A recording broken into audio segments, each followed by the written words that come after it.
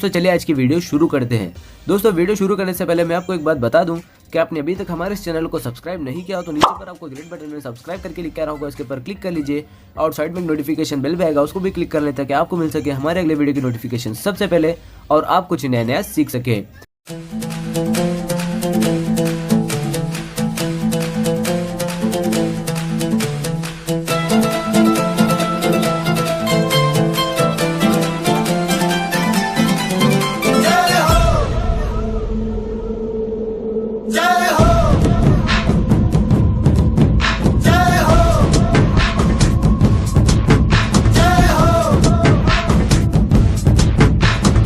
आजा आजा जिंद शामी आने के तले, आजा जरी वाले नीले आसमाने के तले। जय हो जय हो। आजा आजा जिंद शामी आने के तले, आजा जरी वाले नीले आसमाने के तले। जय हो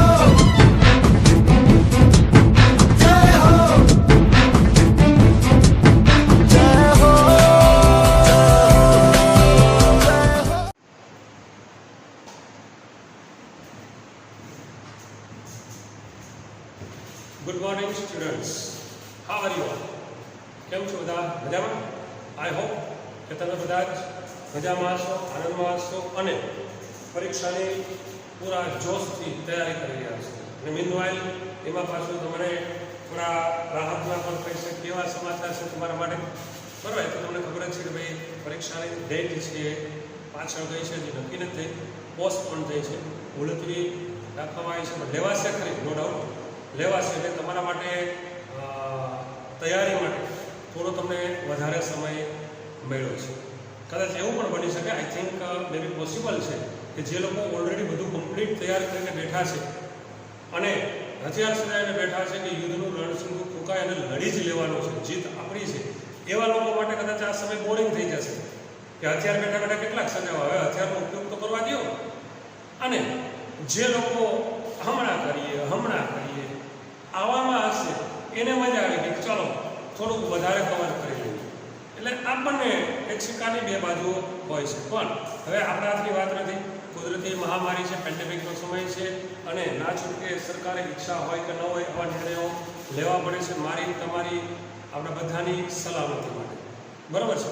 તો સારું ઈચ્છીએ આપણે કે ભાઈ વહેલામાં વહેલી તકે આ તકલીફમાંથી આપણે નીકળી મુક્ત થઈ અને ફરીથી જે આપણી નોર્મલ લાઈફ હતી, જે આપણે જીવતા હતા સરસ મજાની, એ લાઈફ આપણે જીવવા પડે, બરાબર છે? તો હવે આપણે યુનિટ બધા પૂરા કર્યા પછી આપણે હવે ફંક્શન્સ તરફ આગળ વધીએ, બરાબર છે? થોડા ઘણા ફંક્શન્સ આપણે 11મા ધોરણમાં કરેલા હતા, બાકીના જે થોડા ઘણા બાકી હતા એની 1 બાય 1 આપણે ચર્ચા કરીએ છીએ। તો આઈ થિંક આપણે પહેલાં પણ ચર્ચા ઓલરેડી કરી છે, what is a function, function એટલે શું, ફંક્શન કોને કહેવાય? તો ફંક્શન એક ક્રિયાપદ છે, ફંક્શન નાઉન પણ છે, ફંક્શન વર્બ પણ છે। ફંક્શન એટલે આપણે કોઈ પાર્ટીમાં જઈએ છીએ, કોઈ કાર્યક્રમ મેળવવાનો છે એને ફંક્શન કહીએ છીએ, તો નાઉન છે, અને કોઈ કાર્ય કરવું એને પણ ફંક્શન કહેવાય છે, બરાબર? દાખલા તરીકે આ મોબાઈલ છે, ફોટા પાડે છે, બધું આપણે થાય છે, આપણે હાઉ ડઝ ઇટ ફંક્શન, આ કઈ રીતે કાર્ય કરે છે, અથવા વોટ ઇઝ ઇટ્સ ફંક્શન, તેનું કાર્ય શું છે, આ રીતે પણ આપણે કહી શકીએ છીએ। તો ફંક્શન ક્રિયાપદ તરીકે પણ વપરાય છે, ફંક્શન નાઉન તરીકે પણ વપરાય છે, બરાબર? તો ફંક્શન એટલે શું તમને ખબર છે સારી રીતે, તો આપણે આગળ વધીએ। આપણે પહેલું ફંક્શન આપણે જોઈએ, શોઈંગ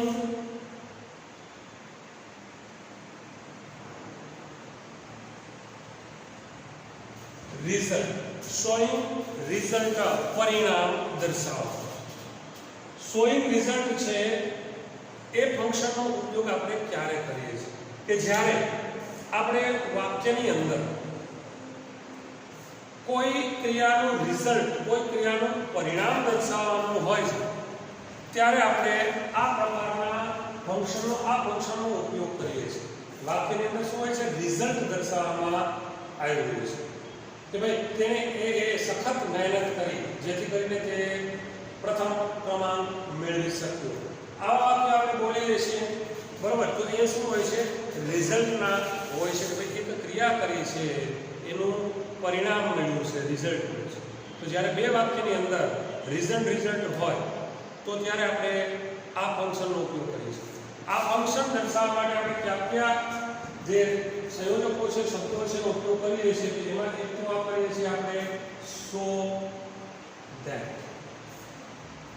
બીજું એક શબ્દ છે સચ ધેટ. બરાબર, યાદ આવવા માંડ્યું હશે તમને, કારણ કે આપણો you are very intelligent girls and boys.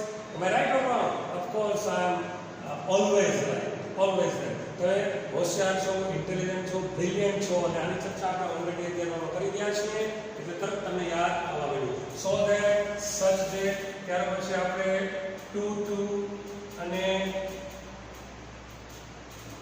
Enough to આ જે શબ્દો છે એનો ઉપયોગ કરી અને આપણે આ ફંક્શન છે શોઈંગ રિઝલ્ટ દર્શાવીએ છીએ. બરાબર, તો પહેલા આપણે સો ધેટ નો ઉપયોગ કરશું તો વાક્ય રચના શું, દરેકની વાક્ય રચના બદલશે. દરેકની વાક્ય રચના બદલશે. જો આપણે સો ધેટ વાપરવું હોય તો સો ધેટમાં આપણે પહેલા લખીએ છીએ સબ્જેક્ટ, પછી વર્બ. બરાબર, ત્યાર પછી સો, ત્યારબાદ સોની વચ્ચે આવે છે એડજેક્ટિવ અથવા તો એડવર્બ. બરાબર, ત્યાર પછી શબ્દ આવે છે ધેટ. પછીનું જે બીજું વાક્ય હોય છે એ કાળ મુજબનો કેન વાળું હોય છે. સબ્જેક્ટ પ્લસ કેન અથવા કુડ. નકાર હોય તો નોટ પણ આવી શકે છે. બરાબર, કદાચ નકાર હોય તો સબ્જેક્ટ કેન કુડ નોટ પણ હોઈ શકે. બરાબર, ક્રિયાપદનું મૂળરૂપ આવે તો તમે જાણો છો મોડેલ ઓબ્જેક્ટ પછી મૂળરૂપ આવશે, પછી કર્મ, અધર વર્ડ્સ, જે કાંઈ ઓબ્જેક્ટ, અધર વર્ડ્સ જે કાંઈ હોય તે. ફોર એક્ઝામ્પલ, ઉદાહરણ તરીકે જોઈએ તો રીમા, કઈમાં? Yes, Reema. Reema works hard. Reema સખત મહેનત કરે છે. મહેનત કરે છે, ક્રિયા કરે છે, તેનું રિઝલ્ટ એને મળશે ને, એક તો પરિણામ મળશે. So that, sorry, Reema works so hard that, I am sorry, so hard that. બરાબર, Reema work so hard that. Reema એટલું સખત કામ કરે છે કે શું થશે? શી, કાળ કયો છે? વર્તમાન કાળ. શું વાપરશું? Can. She can achieve her goal. જેથી કરીને તે તેનો ગોલ છે પ્રાપ્ત કરી શકે. બરાબર છે. અને વર્તમાન કાળ છે તો આપણે વર્તમાન કાળ એટલે સપોઝ ભૂતકાળ હોય તો ભૂતકાળ પણ હોઈ શકે. દાખલા તરીકે Montu ran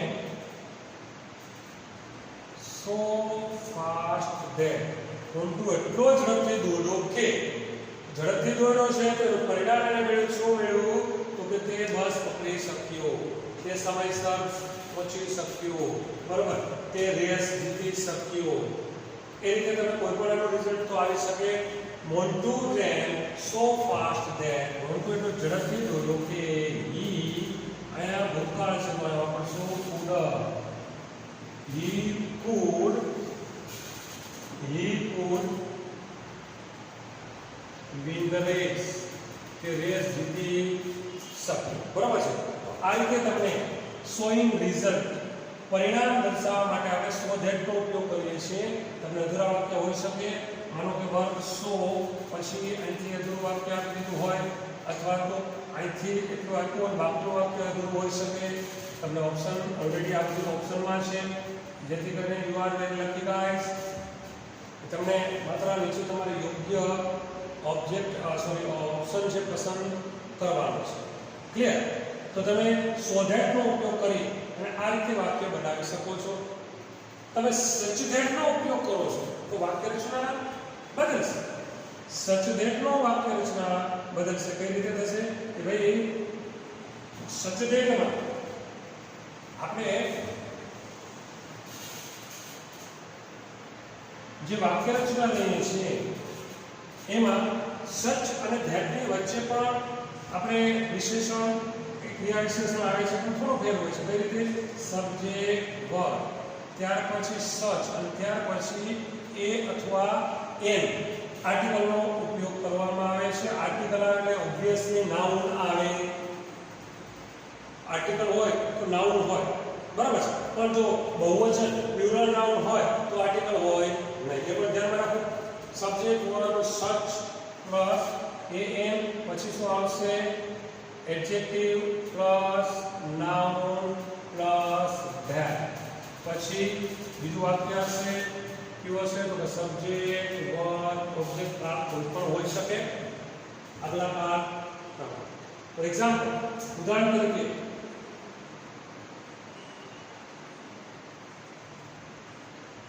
Madhuri has such a cute smile. Madhuri Dixit.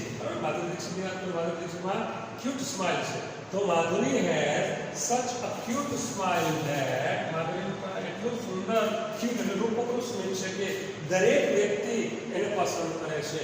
Everyone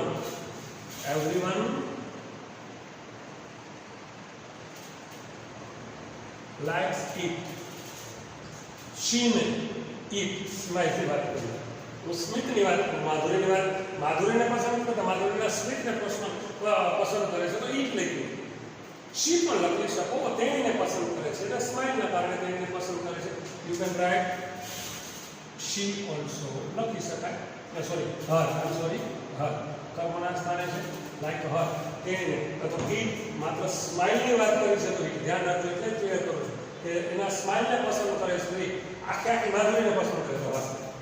બરાબર છે. આ રીતે આપણે જે છે સચ ધેટ નો ઉપયોગ કરીએ છીએ. સચ ધેટ નો ઉપયોગ કરીને અને વાક્યમાં આપણે રિઝલ્ટ દર્શાવીએ છીએ. સચ પછી એ અથવા એના આવે છે. બીજું એક વાક્ય જોઈએ તો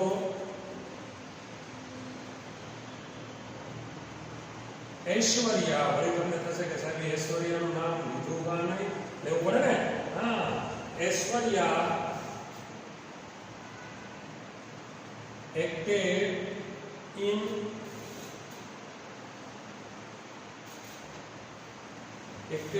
such an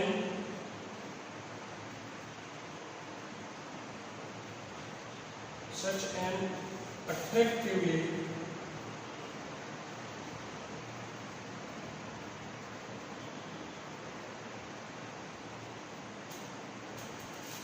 that, बराबर. Aishwarya acted in such an attractively that. In here, Aishwarya acted such an attractively that. એવો આકર્ષક રીતે એ એક્ટ એટલે કે અભિનય કર્યો કે everyone દરેક વ્યક્તિએ praised her. દરેક વ્યક્તિએ તેના વખાણ કર્યા. એવરીવન પ્રેઝ હર. બરાબર. આકર્ષક રીતે બરાબર એને એક્ટિંગ કરી બધા એના વખાણ કર્યા છે. ઓકે. તો આ રીતે આપણે સચ ધેટ નો ઉપયોગ કરી અને આપણે શોઈંગ રિઝલ્ટ બતાવી શકીએ છીએ. ત્યાર પછી આપણે ટુ અને ઇનફ. ટુ અને ઇનફ નો ઉપયોગ કરીને પણ આપણે રિઝલ્ટ પરિણામ બતાવીએ છીએ.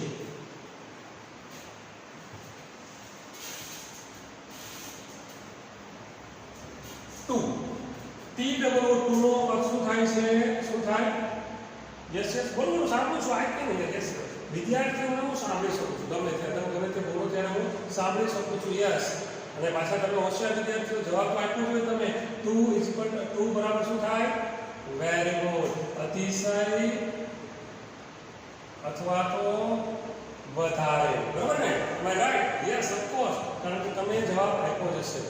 મને વિશ્વાસ છે. ક્યાં સુધી? અહીં સુધી. બરાબર. અહીં સુધી તો હું રાખતો ને તમને ખબર છે ગુંગળામણ થાય, સફોકેશન. અહીં સુધીનો વિશ્વાસ બરાબર. તો અતિશય અથવા વધારે. ટુ એનો અર્થ કરીએ છીએ અતિશય અથવા વધારે. તો વાક્યમાં જ્યારે આપણે ટુ નો ઉપયોગ કરીએ છીએ વાક્યનો અર્થ કેવો નીકળે? નેગેટિવ, નકાર અર્થ નીકળે છે. બરાબર. તો જોઈએ આપણે આની વાક્ય રચના. તમે ટુ નું વાક્ય રચના લખીએ છીએ. શું હોય છે? Subject verb. બરાબર. ત્યાર પછી આપણે ટુ વાપરીએ છીએ. ટુ પછી એડજેક્ટિવ અથવા તો એડવર્બ આવે છે. એડજેક્ટિવ અથવા એડવર્બ ત્યાર પછી ઇન્ફિનિટિવ 2 + v1. આ ધ્યાન રાખવું, ટુ પછી ઇન્ફિનિટિવ નો ઉપયોગ થાય છે, બરાબર. પ્લસ ઓબ્જેક્ટ, અધર વર્ડ્સ જે કાંઈ હોય તે વાક્ય આગળ. ફોર એક્ઝામ્પલ, ઉદાહરણ તરીકે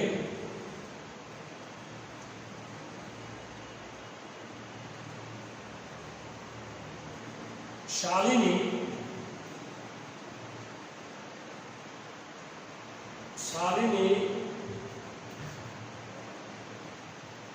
was too weak to walk fast. Shalini was too weak to walk fast. Shalini છે એ ચાલવા માટે અતિશય નબળી હતી. That means અર્થ શું થાય કે શાલિની ચાલી શકતી નથી. બરાબર છે, શાલિની એ ચાલી શકતી નથી. બીજું વાક્ય કરીએ તો the wind is too fast to walk for us. The wind is too fast to walk for us. પવન છે એટલો ઝડપી છે કે અમે ચાલી શકતા નથી. અમારા ચાલવા માટે પવન ખૂબ ઝડપી છે, બરાબર છે. તો અહીંયા આપણે આ રીતે જે છે તે T2 નો અર્થ કરીએ છીએ નેગેટિવ. એના પછી વિશેષણ કે ક્રિયા વિશેષણ વાપરીએ છીએ. પછી વાક્ય કેવું હોય છે ઇન્ફિનિટિવ વાળું. આને તમે વાક્ય નકાર છે, આની જગ્યાએ તમે સો ધેટ નો ઉપયોગ કરી વાક્ય બદલી શકો છો.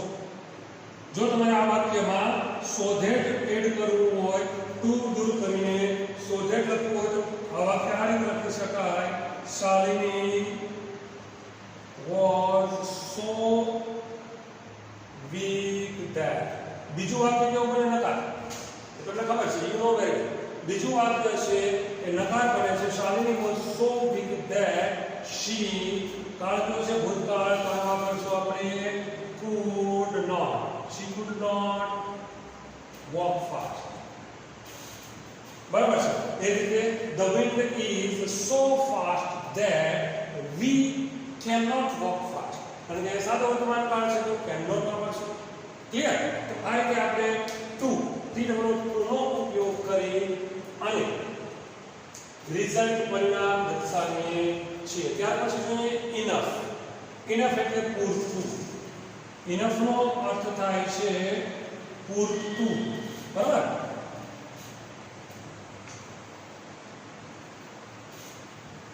વાક્યની અંદર જ્યારે ઇનફ વાપરીએ છીએ ત્યારે અર્થ થાય છે પૂરતું. અને એ વાક્યનો અર્થ કેવો નીકળે? હકાર. વાક્યનો અર્થ છે કેવો નીકળે છે? હકાર નીકળે છે, બરાબર. એની આપણે વાત કરીએ છીએ તો અહીંયા થોડો ફેરફાર છે. ટુ પછી વિશેષણ આવે કે ક્રિયા વિશેષણ આવે, જ્યારે ઇનફ ની પહેલા વિશેષણ કે ક્રિયા વિશેષણ આવે છે. વાક્ય રચના સબ્જેક્ટ વર્બ, ત્યારબાદ એડજેક્ટિવ અથવા તો એડવર્બ, ત્યારબાદ ઇનફ શબ્દનો ઉપયોગ કરે છે. વાક્ય થોડું બદલી જાય છે. ઇનફ પછી ઓલવેઝ ઇન્ફિનિટિવ આવે છે. Mind well, don't forget this. તો અહીં આપણે આ વાક્યમાં જોઈએ કે for example the questions are easy enough. The questions are easy enough. પ્રશ્નો છે પૂરતા પ્રમાણમાં સહેલા છે. The questions are easy enough to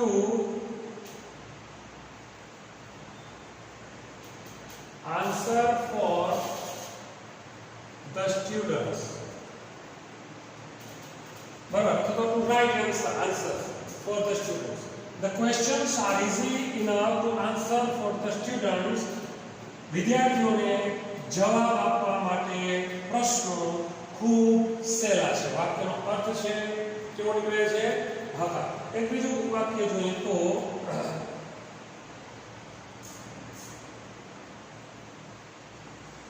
they played well enough.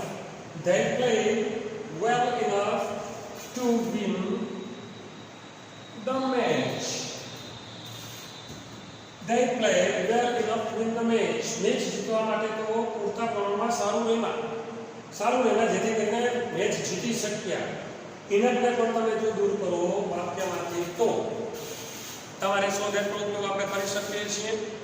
Two દૂર કરીએ છીએ તો સો ધેટ પછીનું વાક્ય નકાર આવે. ઇનફ દૂર કરીએ તો સો ધેટ પછીનું વાક્ય કેવું આવે છે? હકાર આવે છે. આ વાક્યમાં માનો કે આપણે સો ધેટનો ઉપયોગ કરીએ. The questions are so easy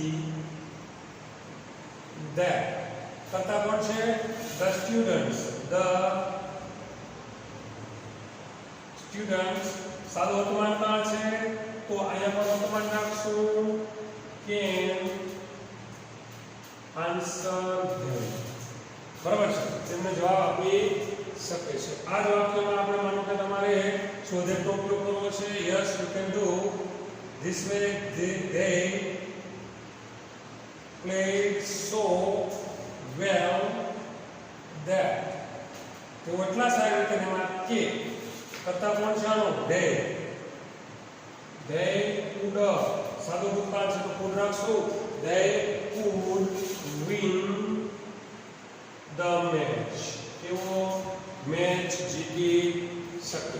બરોબર છે. તો આ રીતે આપણે શોઈંગ રિઝલ્ટ દર્શાવીને આપણે જે છે તે ફંક્શન આ રીતે પૂરું કરી શકીએ છીએ. સો ધેટ, સચ ધેટ, ટુ અને ઇનફ આનો ઉપયોગ કરીએ. ક્લિયર? તો આઈ હોપ ફરી પાછું રિવિઝન બહુ સારી રીતે થઈ ગયું હશે અને કદાચ જો કોઈ કન્ફ્યુઝન હોય તો તમારે દૂર થઈ જશે. હવે આગળ આપણે વધીએ નેક્સ્ટ બીજું ફંક્શન તરફ આગળ વધશું. Okay, let me rub out this or wipe out this.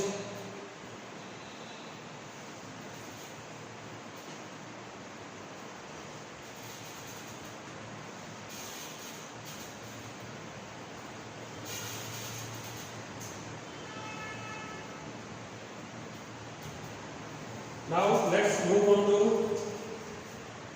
second function, showing contrast. બીજું ફંક્શન આપણે જોઈએ showing contrast. કેવું છે? વાક્યમાં વિરોધાભાસ દર્શાવવા માટે.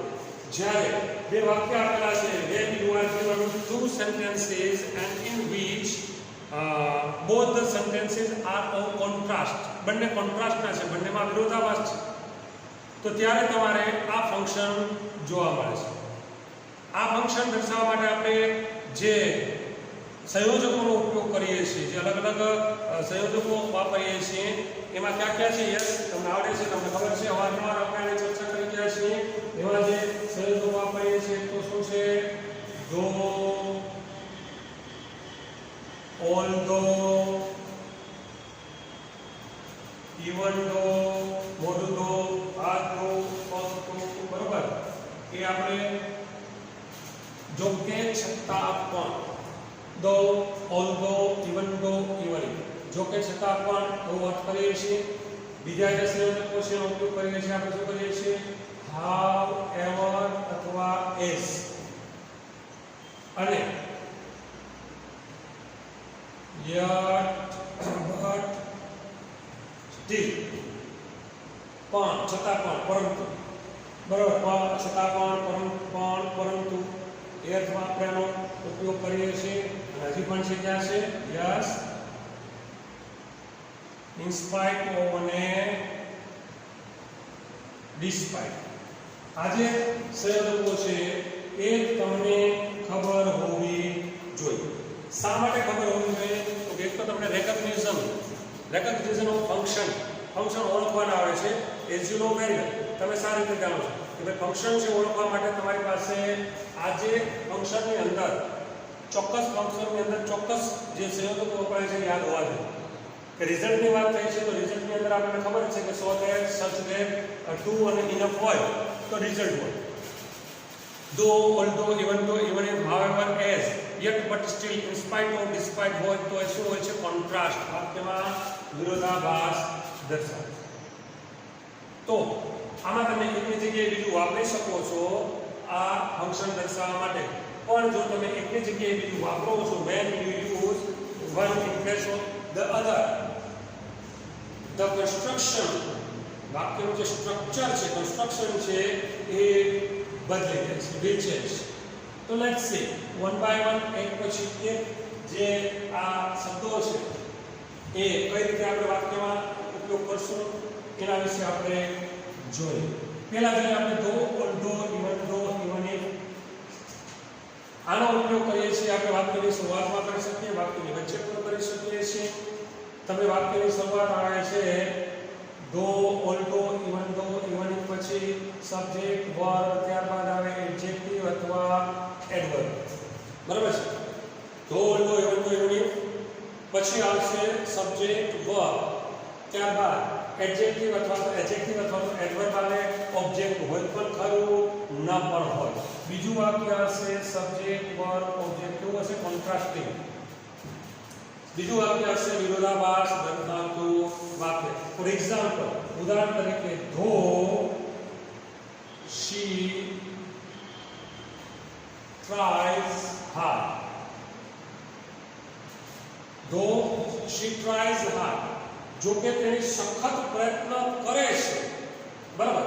શી can't get good job. Though she tries hard, તેની સખત પ્રયત્ન કરે છે, she can't get good job, તેની સારી જોબ મેળવી શકતી નથી. પ્રયત્ન કરવા છતાંય સારી જોબ મળતી નથી. વાક્યમાં વિરોધાભાસ છે. ધો, ઓલ્ધો, ઇવન ઇફ. એનો ઉપયોગ તમે કરી શકો છો. આ જ વાક્ય છે, એની અંદર તમે ધો આપો, ઓલ્ધો આપો, ઇવન ઇફ આપો. વાક્યની વચ્ચે પણ વાપરી શકો. she can't get good job though she tries hard લખી શકો. પણ જો તમારે ત્યાં however નો ઉપયોગ કરવો છે, if you want to use however, તમારે અહીંયા however વાપરવું છે તો વાક્ય રચના બદલશે. બરાબર ને? એની વાક્ય રચના બદલશે. અને મને ખબર છે કે મારા વાલા સ્ટુડન્ટ્સ એ તમને ખબર છે વાક્ય રચના આવડે છે. બોલો જોઈએ. યસ બોલો. however થી આપણે વાક્ય બનાવવું હોય તો એ વાક્ય રચના શું થશે? Let me about this. Okay, બોલો જોઈએ. Yes, I can here you. Yes, બોલો. યસ, પહેલા લખશું આપણે however. Very good. How intelligent you are. તમને ખબર છે વાક્યની શરૂઆત however થી થાય. Very good. ત્યાર પછી લખશું એડજેક્ટિવ અથવા તો એડવર્બ, ત્યારબાદ સબ્જેક્ટ, વર્બ, અને પછીનું વાક્ય હશે બીજું કેવું હશે? સબ્જેક્ટ, વર્બ, ઓબ્જેક્ટ, કોન્ટ્રાસ્ટિંગ વાક્ય. બરાબર?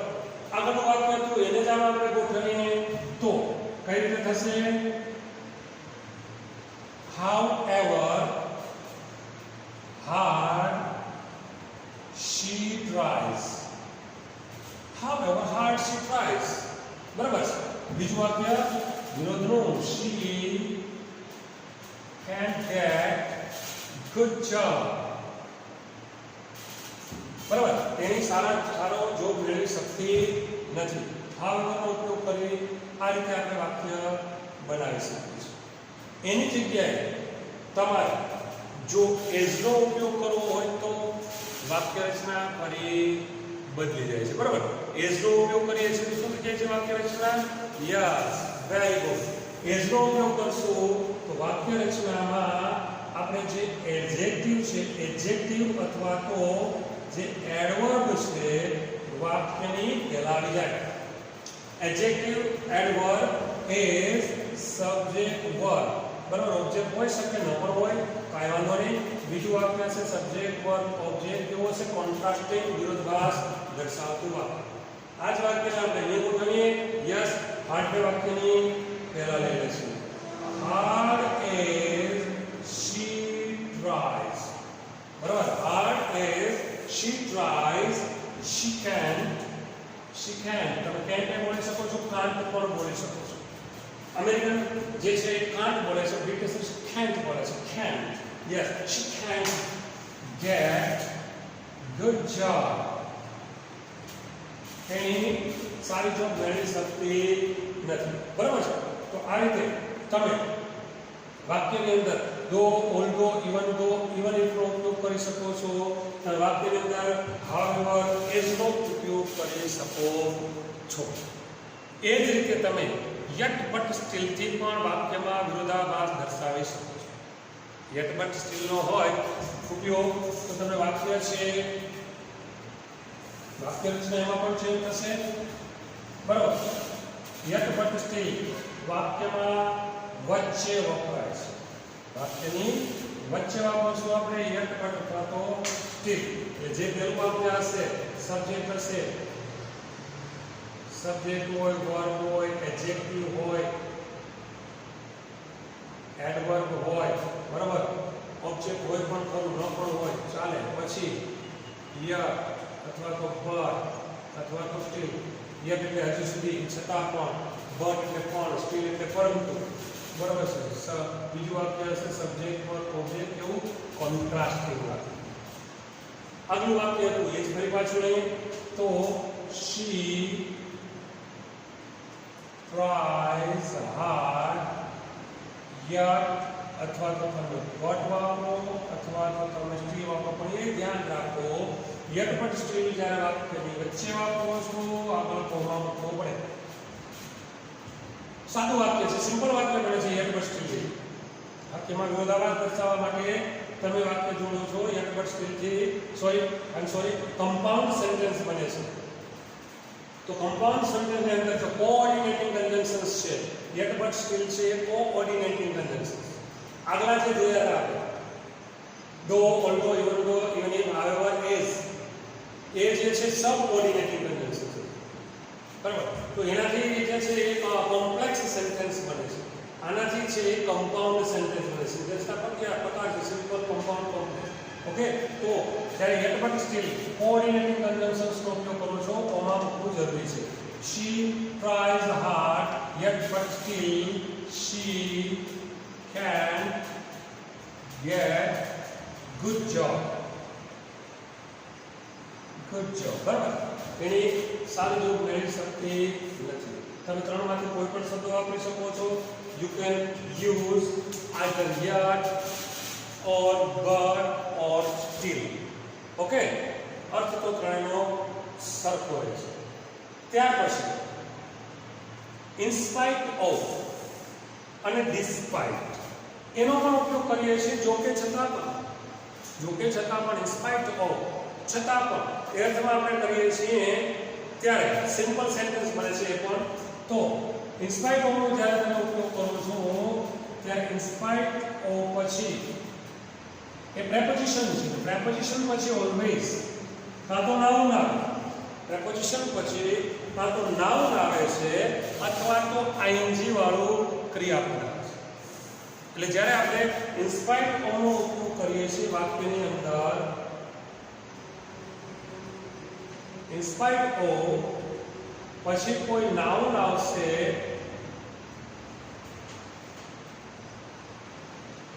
અથવા તો before verb ing આવે. બરાબર છે? ત્યાર પછી એડજેક્ટિવ હોઈ શકે, એડવર્બ હોઈ શકે, જે હોય તે. પછીનું વાક્ય છે સબ્જેક્ટ વર્બ ઓબ્જેક્ટ હોય એ કેવું હશે? કોન્ટ્રાસ્ટિંગ વાક્ય.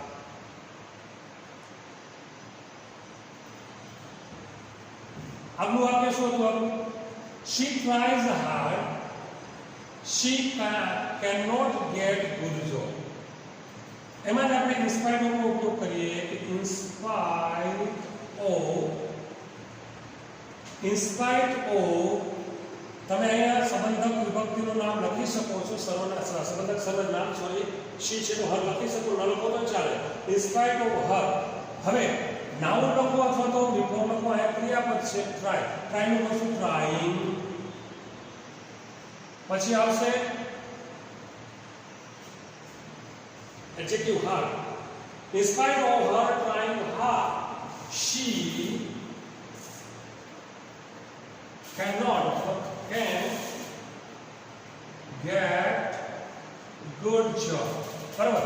આ રીતે તમે ઇન્સ્પાયર્ડ લેવાનું કરી શકો છો અને ઇન્સ્પાયર્ડની જગ્યાએ તમે ડિસ્પાયર્ડ પણ લખી શકો છો. તો આ છે કોન્ટ્રાસ્ટ, શોઈંગ કોન્ટ્રાસ્ટ. વાક્યમાં વિરોધાભાસ. કોઈ કાર્ય જે છે, બે તમને સેન્ટેન્સ આપવામાં આવેલા છે અને બેમાં કોઈ વાક્યમાં વિરોધાભાસ છે, કોન્ટ્રાસ્ટ દર્શાવ્યો છે, ત્યારે આપણે આ ફંક્શનનો ઉપયોગ કરીએ છીએ. આઈ રિપીટ, ફરી રિપીટ કરી દઉં. આના જે સંયોજકો છે ક્યાં ક્યાં છે? તો although, even if, however, as, in spite of, despite, yet, but, still.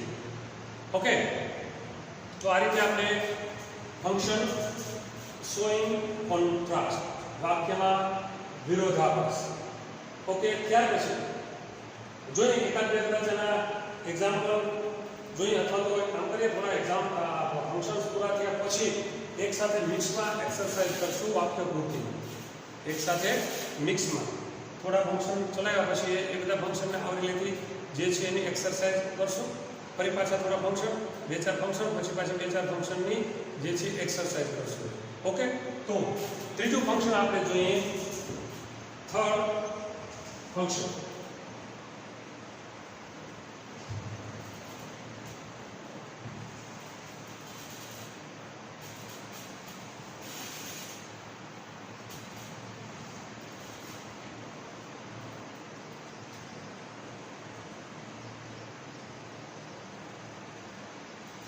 habitual past, past habit અથવા તો distance past.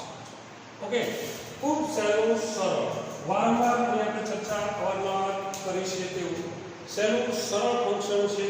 ઇઝીલી તમને યાદ રહી ગયું છે, પણ આપણે રિવિઝન કરીએ છીએ તો એક સાથે આપણે રિવિઝન કરી લઈએ. હેબિચ્યુઅલ પાસ્ટ, પાસ્ટ હેબિટ અથવા તો ડિસ્ટન્સ પાસ્ટ. આનો ઉપયોગ આપણે ક્યારે કરીએ છીએ? તો કે જ્યારે ભૂતકાળમાં કોઈ ક્રિયા વારંવાર થતી હતી, કોઈ ટેવ હતી અથવા તો કોઈ હકીકત હતી, હવે વર્તમાનમાં નથી. આવું જ્યારે આપણે દર્શાવવું હોય ત્યારે આપણે આ ફંક્શનનો ઉપયોગ કરીએ છીએ. આ ફંક્શનની અંદર આપણે ક્યારે તેનો ઉપયોગ કરીએ છીએ? Used to. આ ફંક્શનમાં આપણે યુઝડ ટુ નો ઉપયોગ કરીએ છીએ. એના પછી ક્રિયાપદનું મૂળરૂપ વપરાય છે. યુઝડ ટુ પછી ઓલવેઝ વપરાય છે. B1. ભૂતકાળમાં કોઈ કાર્ય વારંવાર થતું હતું. ફોર એક્ઝામ્પલ, દાખલા તરીકે આપણે જોઈએ તો she used to wake up early. તેની વહેલી ઉઠતી. She used to wake up early when she was in hostel. તેની ત્યારે હોસ્ટેલમાં હતી ત્યારે વહેલી ઉઠતી, હવે ઉઠતી નથી. બરાબર છે, એ ભૂતકાળની વાત છે. બીજી વાત કરીએ તો they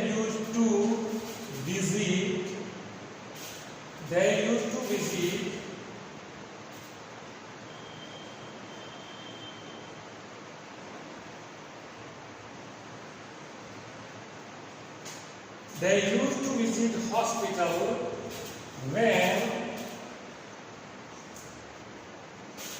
their relative was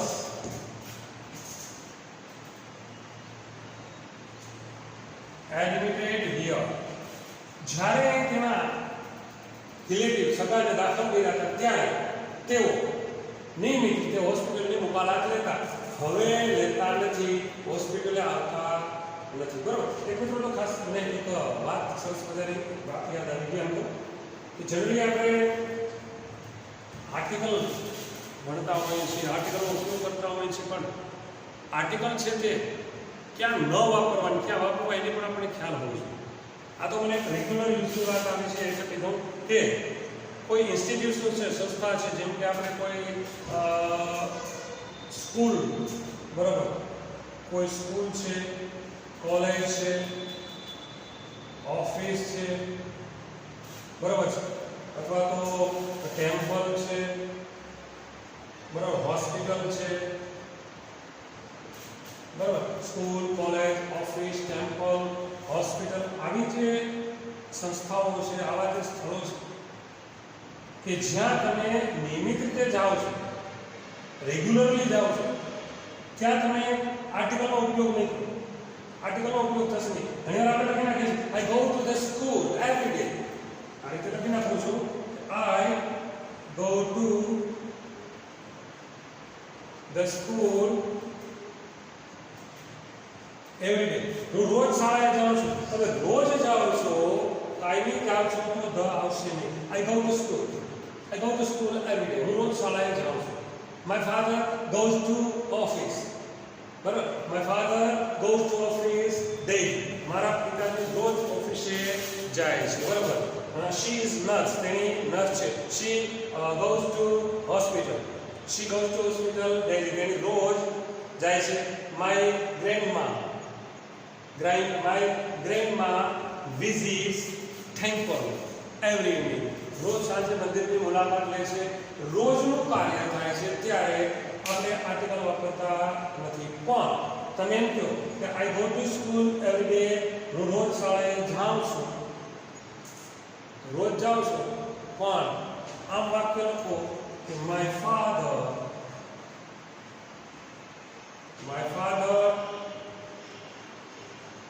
went to the school. બરાબર, શાળાએ ગયા yesterday. રોજ નથી જતા. બરાબર, રોજ નથી જતા, ક્યારેક જ ગયા. My father went to the school yesterday. રોજ જતા નથી, ક્યારેક જાય છે તો દ વાપરશું. આજે નથી અમારા. બરાબર છે, રેગ્યુલર નથી. We visited the temple. We visited the temple last year. અમે ગયા વર્ષે ટેમ્પલની મુલાકાત લીધી. આજના દરરોજ નથી લેતા, રેગ્યુલર નથી. પણ we visit temple every year. અમે દર વર્ષે મંદિરની મુલાકાત લઈએ છીએ. તો ત્યાં વિઝિટ ટેમ્પલ અને ગયા વર્ષે મુલાકાત લીધી હતી. તો દર વર્ષની વાત નથી, રેગ્યુલરની વાત નથી, તો ત્યાં ધ આર્ટિકલ વાપરશું. બરાબર, એટલે કે પેલા આર્ટિકલમાં પણ ધ્યાન રાખવું. આવી અમુક બાબતો છે એ આર્ટિકલ વિશે ડીપમાં તમે જે ભણો છો, તમે જે ક્લાસમાં ભણાવીએ છીએ, સ્કૂલ લેવલે થોડું ઓછું હોય છે, પણ સ્પર્ધાત્મક પરીક્ષાઓમાં આ પ્રકારની જે છે વાતો હોય છે. તો યુઝડ ટુ એનો ઉપયોગ કરીએ છીએ હેબિચ્યુઅલ પાસ્ટ, પાસ્ટ ડિસ્ટન્સ અથવા ડિસ્ટન્સ, પાસ્ટ હેબિટ, ભૂતકાળની કોઈ ટેવ દર્શાવવા માટે. બરાબર છે, એ આપણે ભૂતકાળમાં જો કોઈ ક્રિયા રેગ્યુલરલી નિયમિત રીતે થતી હતી, કોઈ બાબત ફેક્ટ હતી, હકીકત હતી, હવે નથી, ત્યારે આપણે આ ફંક્શનનો ઉપયોગ કરીએ છીએ. ક્લિયર? હા, એક બીજું પણ કે અહીં યુઝ ટુ છે ને, ત્યારે વુડનો ઉપયોગ કરી શકો છો. યસ, હા, યુઝ ટુ ની જગ્યાએ પાસ્ટ હેબિટ દર્શાવવા માટે વુડ વપરાય છે. ભલે આપણે ફંક્શન આવશે ત્યારે યુઝ ટુ જ વાપરજો, પણ રેગ્યુલરલી તમે આઈ વુડ play chess.